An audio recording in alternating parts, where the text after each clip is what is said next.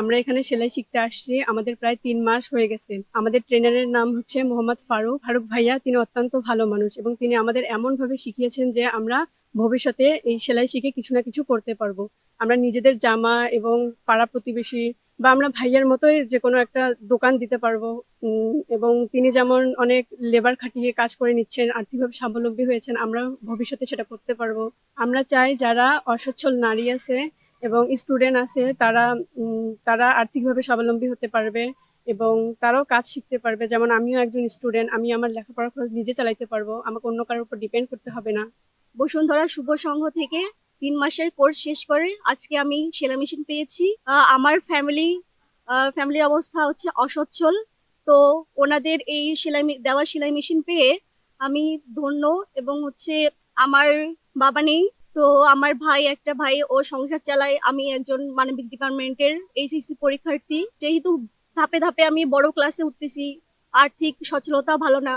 তো হচ্ছে ভালোভাবে পড়ালেখা করার জন্য যেহেতু আমাকে এটা দিয়েছে, তো হচ্ছে আমি ভালোভাবে পড়ালেখাটা শেষ করতে পারবো, নিজেকেও চালাতে পারবো এবং হচ্ছে আমার ফ্যামিলিকেও আর্থিকভাবে সাহায্য করতে পারবো। দেশ জুড়ে তোলপা ওয়ালটন ফ্রিজ কিনে আপনিও হয়ে যেতে পারেন মিলেনিয়ার। আমরা 3 মাস সেলাই প্রশিক্ষণ পেয়ে ধন্য। আজকে আমরা মেশিন পেয়েছি।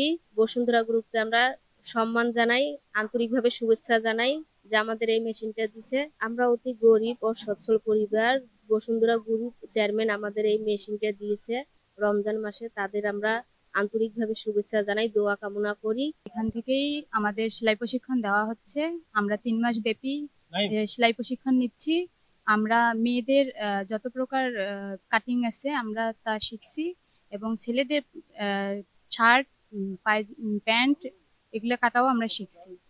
আমার অনেক দিনের শখ ছিল যে আমি একটা মেশিন নিব, কিন্তু আর্থিক সচ্ছলতা বা আর্থিক সচ্ছল নয় জন্যে কেনার মতো সামর্থ্য হয়নি। কিন্তু এখানে ট্রেনিং করার পর আমি হচ্ছে মেশিনটা পেলাম।